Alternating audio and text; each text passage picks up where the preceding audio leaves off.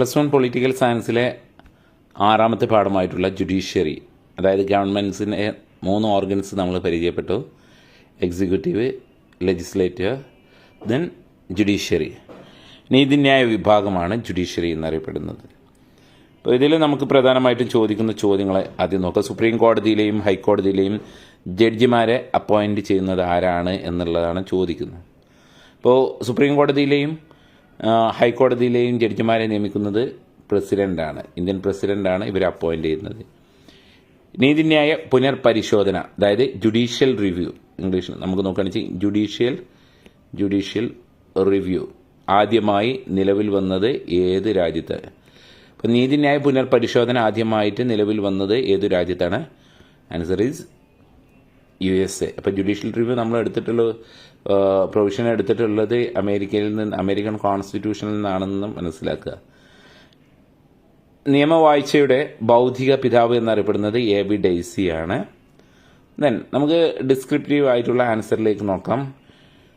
3, 4, 5, 6 അതുപോലെ തന്നെ essay questions ആണ് ഈ ഭാഗത്തുനിന്ന് വരുന്നത്. നമുക്ക് സ്വതന്ത്രമായൊരു നീതിന്യായ വ്യവസ്ഥ അല്ലെങ്കിൽ സ്വതന്ത്രമായൊരു നീതിന്യായ വിഭാഗം എന്തുകൊണ്ടാണ് അതിൻ്റെ ആവശ്യകത?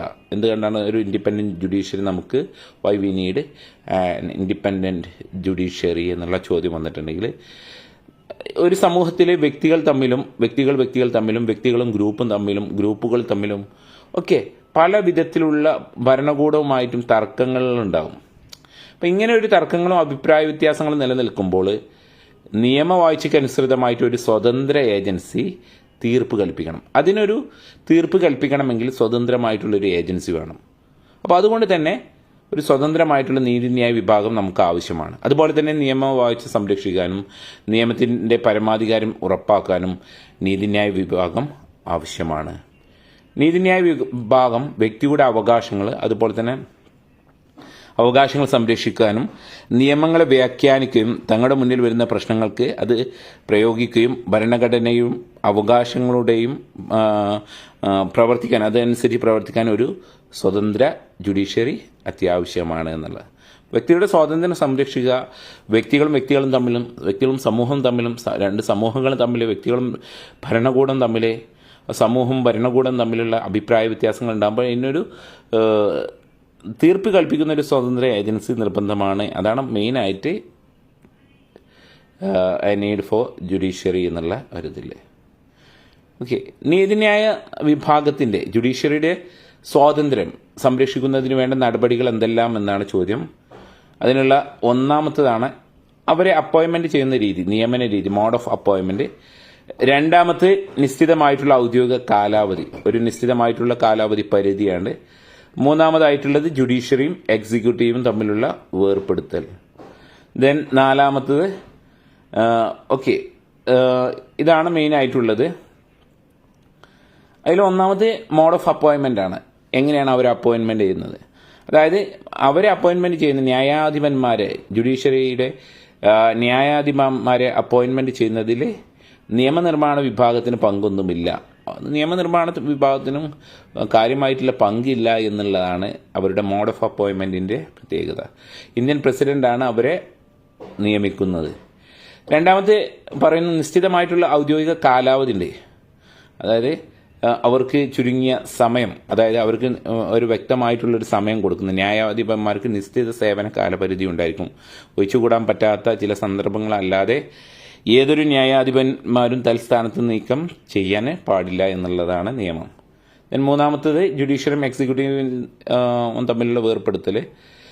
നിഷ്പക്ഷത ഉറപ്പ് വരുത്തുന്നതിന് എക്സിക്യൂട്ടീവിനെയും അതുപോലെ തന്നെ ജുഡീഷ്യറിയുടെയും ചുമതലകൾ വേർപ്പെടുത്തിയിട്ടുണ്ട് എന്നുള്ള. ഇവരെ നീക്കം ചെയ്യുന്നതിന്, അവരെ തൽസ്ഥാനത്ത് നിന്ന് നീക്കം ചെയ്യുന്നത് വളരെ പ്രയാസകരമാണ്. അവരെ മേലിൽ തെളിയിക്കപ്പെട്ട സ്വഭാവ ദൂഷ്യമോ അല്ലെങ്കിൽ ശാരീരികമായിട്ടുള്ള അയോഗ്യതയോ ഉണ്ടെങ്കിൽ മാത്രമേ ഇവരെ നീക്കം ചെയ്യാൻ പറ്റുള്ളൂ. ഓക്കെ, അങ്ങനെ വേണം. അതുപോലെ തന്നെ ഇവർക്കുള്ള ശമ്പളം എക്സിക്യൂട്ടീവിനെയോ അതുപോലെ തന്നെ നിയമനിർമ്മാണ സഭയെയോ ആശ്രയിക്കേണ്ടതില്ല. സാമ്പത്തികമായിട്ട് സ്വാതന്ത്ര്യം ഉണ്ട് എന്നുള്ളതാണ്. ഇനി സുപ്രീം കോടതിയുടെ അധികാരപരിധി ഈ പാഠത്തിൽ മെയിനായിട്ട് ചോദിക്കുന്ന പ്രധാനമായിട്ടൊരു ചോദ്യമാണ് ജൂറിസ്ഡിക്ഷൻ ഓഫ് സുപ്രീം കോർട്ട്. ഇത് ഇമ്പോർട്ടൻ്റ് ആണ്. അതായത് ചില ഓക്കെ, 4 അധികാര പരിധികളാണ് തനതായിട്ടുള്ള അധികാര പരിധി. അതായത് ഒറിജിനൽ ജൂറിസ്ഡിക്ഷൻ, അപ്പീൽ അധികാരം അപ്പാലറ്റീവ് ജൂറിസ്ഡിക്ഷൻ, ദെൻ അഡ്വേഴ്സറി ജൂറിസ്ഡിക്ഷൻ ഉപദേശക അധികാരം, ദെൻ റിട്ട് ജൂറിസ്ഡിക്ഷൻ. ഇത് പേര് കേൾക്കുമ്പോൾ തന്നെ അറിയാവുന്നതാണ്. ഒറിജിനൽ ജൂറിസ്ഡിക്ഷൻ എന്ന് പറഞ്ഞാൽ ചില കേസുകൾ നേരിട്ട് പരിഗണിക്കാം, സുപ്രീം കോടതിക്ക് അല്ലെങ്കിൽ നേരിട്ട് പരിഗണിക്കാവുന്ന ചില കേസുകളുണ്ട്. അതായത് 2 സംസ്ഥാനങ്ങൾ തമ്മിൽ, രണ്ട് സ്റ്റേറ്റുകൾ തമ്മിലുള്ള, അതുപോലെ തന്നെ സ്റ്റേറ്റും സെൻട്രലും തമ്മിൽ, യൂണിയൻ ഗവൺമെൻറ്റും സ്റ്റേറ്റും തമ്മിൽ, അല്ലെങ്കിൽ സ്റ്റേറ്റുകളും യൂണിയൻ ഗവൺമെൻറ്റും തമ്മിൽ, അല്ലെങ്കിൽ ഒരു സ്റ്റേറ്റും മറ്റു സ്റ്റേറ്റുകളെല്ലാം കൂടിയിട്ടു. അപ്പോൾ സ്റ്റേറ്റുകൾ തമ്മിലുള്ള സ്റ്റേറ്റ് യൂണിയന്, സ്റ്റേറ്റും ഒന്നിലധികം സ്റ്റേറ്റുകളും യൂണിയനും ഗവൺമെൻറ്റും തമ്മിൽ. അപ്പോൾ ഇതൊക്കെ സുപ്രീം കോടതിയുടെ ഒറിജിനലായിട്ടുള്ള ജൂറിസ്ഡിക്ഷനിൽ പെടുന്നതാണ്. ഓക്കെ, അതാണ്. അത് ഒരിക്കലും ഇത്തരത്തിലുള്ള കേസുകൾ ഏതെങ്കിലും ഹൈക്കോടതിയിലേക്ക് പരിഗണിക്കാൻ സാധിക്കില്ല എന്നുള്ളത്. അപ്പീൽ അധികാരം ഈ ഇതിൽ നിന്ന് തന്നെ നമുക്ക് മനസ്സിലാക്കാൻ പറ്റും. അപ്പീൽ അധികാരം എന്ന് പറഞ്ഞാൽ കീഴ്ക്കോടതികളിൽ നിന്ന് വരുന്ന അപ്പീലുകൾ. അപ്പോൾ ഡിസ്ട്രിക്ട് കോടതിയിൽ നിന്ന് ഒരു വധശിക്ഷ ശരിവെച്ചാൽ നേരിട്ട് ഹൈക്കോടതിയിലേക്ക് അപ്പീലിന് പോകും. ഹൈക്കോടതിയും ആ ശിക്ഷ ശരിവെച്ചിട്ടുണ്ടെങ്കിൽ നേരിട്ട് അത് സുപ്രീം കോടതിയിലേക്ക് പോകും. അപ്പോൾ ഇങ്ങനെ അപ്പീലായിട്ട് പോകുന്നതിനാണ് അപ്പീൽ അധികാരം എന്ന് പറയുന്നത്. ഓക്കെ, അപ്പോൾ ഏറ്റവും ഫൈനൽ അതോറിറ്റിയാണ് അപ്പീലുമായിട്ട് പോകേണ്ട രാജ്യത്തെ പരമോന്നത കോടതിയാണ് സുപ്രീം കോടതി എന്നുള്ളത്. ദെൻ ഉപദേശക അധികാരം, പൊതുപ്രാധാന്യം, അതുപോലെ തന്നെ ഭരണഘടനാ വ്യാഖ്യാനം ആവശ്യമായ ഏതൊരു വിഷയത്തിനും പ്രസിഡന്റിന് സുപ്രീം കോടതിയുടെ ഉപദേശം. അപ്പോൾ ഈ ഉപദേശം നൽകാനുള്ള ബാധ്യത ഒന്നും സുപ്രീം കോടതിക്കില്ല. പ്രസിഡന്റ് എന്തെങ്കിലും ഉപദേശം ചോദിച്ചിട്ടുണ്ടെങ്കിൽ നൽകാനുള്ള ബാധ്യത ആർക്കില്ല? സുപ്രീം കോടതിക്കില്ല. ഇനി സുപ്രീം കോടതി കൊടുത്ത ഉപദേശം സ്വീകരിക്കാനുള്ള ബാധ്യത ആർക്കുമില്ല? പ്രസിഡന്റിനും ഇല്ല എന്നുള്ളത്. റിട്ട് അധികാരം, മൗലികാവകാശങ്ങൾ പറഞ്ഞ സമയത്ത് പറഞ്ഞാണ് ആർട്ടിക്കിൾ 32 പ്രകാരം റൈറ്റ് ടു കോൺസ്റ്റിറ്റ്യൂഷണൽ റെമഡീസ് ഉണ്ട്.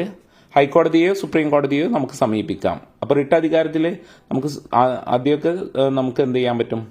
നേരിട്ട് സുപ്രീം കോടതിയെ പരിഗണിക്കാൻ പറ്റും. നേരിട്ട് സുപ്രീം കോടതിയിൽ റിട്ട് ഫയൽ ചെയ്യാൻ പറ്റും എന്നുള്ളതാണ് റിട്ട് അധികാരത്തിൽ പറയുന്നത്. എന്താണ് ജുഡീഷ്യൽ ആക്ടിവിസം? അതും കൂടി ഉള്ളൂ. മനുഷ്യാവകാശം പോലുള്ള കേസുകളിൽ ജുഡീഷ്യറി സ്വമേധയാ ഇടപെടുന്നതിനെയാണ് ജുഡീഷ്യൽ ആക്ടിവിസം എന്ന് പറയുന്നത്. 1 വേർഡ് ക്വസ്റ്റ്യൻ അല്ലെങ്കിൽ 2 മാർക്ക് ക്വസ്റ്റ്യനും ചോദിക്കാൻ സാധ്യതയുള്ളതാണ്. മനുഷ്യാവകാശം പോലെയുള്ള കേസുകളിൽ ജുഡീഷ്യറി സ്വമേധയാലെ ഇടപെടുന്നതിനാണ് ജുഡീഷ്യൽ ആക്ടിവിസം. പൊതു താൽപര്യ ഹർജി മുഖേനയാണ് ഇത് നടപ്പിലാകുന്നത്. ഇതിൻ്റെ ഗുണം എന്ന് പറഞ്ഞാൽ പാവപ്പെട്ടവർക്കും കോടതിയെ സമീപിക്കാൻ കഴിയുന്ന അവസ്ഥയാണ് ജുഡീഷ്യൽ ആക്ടിവിസം. അതെന്ന് പറഞ്ഞാൽ ജോലിഭാരം വർദ്ധിക്കുമെന്നുള്ളതാണ്. സുപ്രീം കോടതിക്ക് എല്ലാ കേസുകളും ജുഡീഷ്യൽ ആക്ടിവിസമായി സുപ്രീം കോടതിയിലേക്ക് എത്താണിച്ച് സുപ്രീം കോടതിക്ക് അല്ലെങ്കിൽ കോടതിയിലേക്ക് എത്തുന്നതാണെങ്കിൽ അവരുടെ ജോലിഭാരം വർദ്ധിക്കുന്നു എന്നുള്ളതാണ്. ഓക്കെ, ദെൻ ഇതൊക്കെ തന്നെ ഉള്ളൂ. ഇതിൽ എന്താണ് നീതിന്യായ പരിശോധന? നമ്മൾ പറഞ്ഞ അമേരിക്കയിൽ നിന്ന് എടുത്തിട്ടുള്ളതാണ്, American constitution. Okay, judicial review. പാർലമെന്റും നിയമസഭകളും പാസ്സാക്കുന്ന നിയമങ്ങൾ ഭരണഘടനാപരമായ സാധ്യത പരിശോധിക്കുന്നതിനാണ് സുപ്രീം കോടതിയുടെ ഹൈക്കോടതിയുടെയും അധികാരത്തെയാണ് ജുഡീഷ്യൽ റിവ്യൂ. ജുഡീഷ്യൽ റിവ്യൂ ഹൈക്കോടതിക്കും സുപ്രീം കോടതിയാണ്. ഹൈക്കോടതിക്ക് ഉള്ളത് എന്ന് പറഞ്ഞാൽ സംസ്ഥാന നിയമസഭ പാസ്സാക്കുന്നതിന് അതിന് നിയമസാധ്യത സാധുത ഉണ്ടോ എന്ന് നോക്കുന്നതാണ്. ഓക്കെ, ജുഡീഷ്യൽ റിവ്യൂ എന്ന് പറഞ്ഞാൽ നമ്മുടെ സുപ്രീം കോടതിയുടെ ജുഡീഷ്യൽ റിവ്യൂ അല്ലെങ്കിൽ അധികാര പരിധി നമുക്ക് നേരത്തെ പറയുന്ന പോലെ തന്നെ വലുതാണ് എന്നുള്ളത് നമുക്ക് മനസ്സിലാക്കാം. അപ്പോൾ എന്താണ് ജുഡീഷ്യൽ റിവ്യൂ എന്നും judicial activism? Okay, judicial activism ഇതെല്ലാം നോക്കി വെക്കുന്നത് നല്ലതാണ്. അതുപോലെ തന്നെ ഏറ്റവും ഇമ്പോർട്ടൻ്റ് ആയിട്ടുള്ളത് സുപ്രീം കോടതിയുടെ അധികാര പരിധി, ജൂറിസ്ഡിക്ഷന്, ഇവരെ നീതിന്യായ വിഭാഗത്തിൻ്റെ സ്വാതന്ത്ര്യം, ഇതും നോക്കി വെക്കുക. ഇതാണ് ഇതിൽ മെയിനായിട്ട് നോക്കാനുള്ളത്.